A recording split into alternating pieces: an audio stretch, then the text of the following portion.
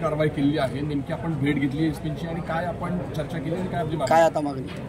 माझी सर्वात प्रथम पोलीस डिपार्टमेंटला मनापासून अभिनंदन करतो का त्यांनी एक चांगली आणि योग्य कारवाई त्या ठिकाणी केली आणि पोलीस डिपार्टमेंटकडे माझी ही मागणी आहे. याच्या पहिलेही मी या विषयावर वारंवार त्यांच्याशी भेटून चर्चा केली होती, मला शंका होती. त्याचप्रमाणे मी कलेक्टर साहेबांना या विषयावर मतदान जे वाढलं आहे धुळे शहरातलं त्याच्या विषयावरही चर्चा केली होती. तर ते आता हळूहळू लक्षात येत आहे का हे मतदान का वाढलं असेल, हे लोक कसे या धुळ्यात आले. कारण की जे दोन मेन लोक होते यांना घेऊन येणार त्यांना धुळं माहिती कसं, याचा अर्थ याच्या पहिलेही ते घेऊन आले असते.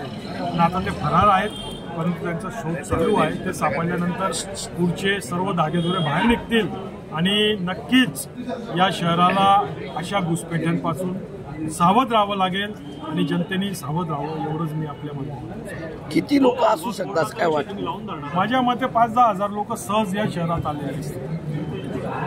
वक्फ बोर्डाचा विषय लावून धरणार आहात?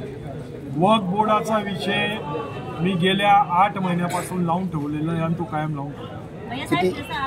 एसपी साहेबांची चर्चा झालेली आहे. जळगावमध्ये काल 4 सापडले, तर हे आहेत, याच्यात काही दुमत नाही. आणि मी हिंदू आहे आहे आहे आहे आहे नाही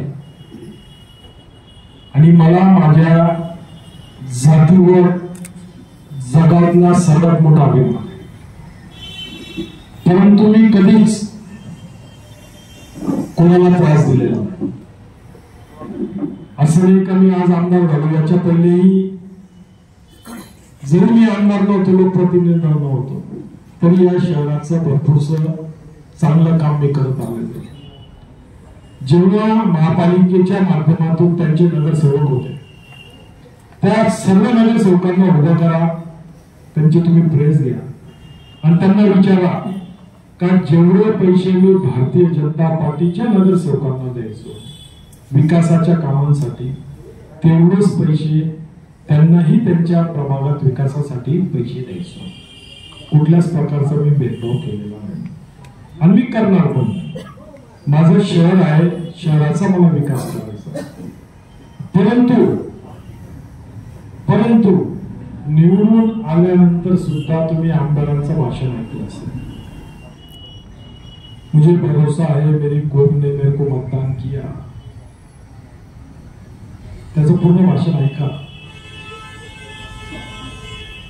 मी जरूर माझ्या भाषणात सांगितलं होतं का मला तुमच्या मतांची गरज नाही, कारण की मला माहिती ते देणारच नाही.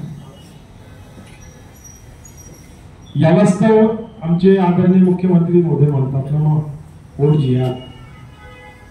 तर तो एक राजकीय विषय वेगळा झाला. परंतु या शहरात राहत असताना हिंदूंच्या त्योहारांवर जर कोणी अतिक्रमण करायचा प्रयत्न केला, हिंदूंना त्रास द्यायचा प्रयत्न केला, तर ते आमच्याकडनं सहन होणार नाही. आम्ही कोणालाच त्रास देणार नाही. प्रत्येक धर्माने आपलं आपलं त्योहार आपल्या आपल्या हिशोबाने जगावं, आमचं काहीच मानणं नाही. परंतु अनधिकृत कत्तलखाने असतील या शहरात, अनधिकृत बांधकाम असतील, मग ते कोणाचेही असो, कुठल्याही धर्माचे असो, अनधिकृत वास्तव्यात येत असतील, तर या सर्वांचा छळा आपण लावणार आहोत. कारण की शहराला सुंदर आणि चांगलं करायचं आहे. याच्यासाठीच हे प्रयत्न. कोणत्या जातीला कोणत्या पातीला आम्हाला दुखवायचं नाही. आमचा तो एम नाही, आमचा तो विजन नाही. हे काही लपून नाही कोणापासून.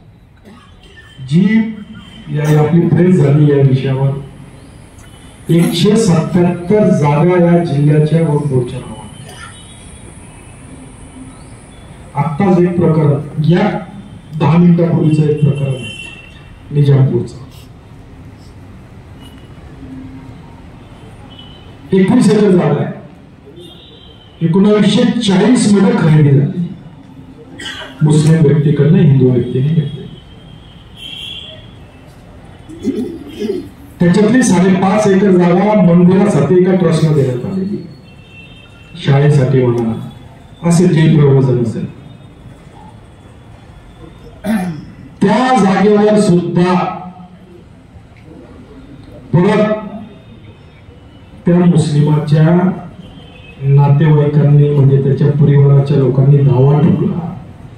खरेदी खत असून ती जागेच्या ऐवजी दुसरी जागा त्यांना दिलेली आहे तरी आणि आपल्या प्रांत मोदायांनी त्या स्टेजवर हे कोणाच्या दबावाखाली व्हायचं.